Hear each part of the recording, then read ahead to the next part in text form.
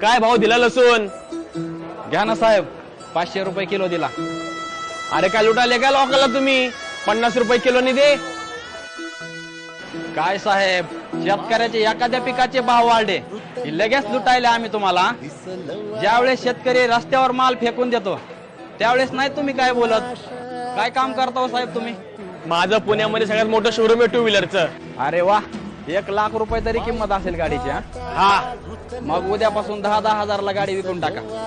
तू कोण रे माझ्या वस्तूची किंमत ठरवणारा? हा मग साहेब, आमच्या मालाचा भाव ठरवणारे तुम्ही कोण? आम्ही शेतामध्ये उत्पन्न घेणार आणि त्या मालाचे भाव तुम्ही बांडगुळ ठरवणार का? या साहेब. चला हो साहेब, आपण पुढे घेऊ. चल पळ रे.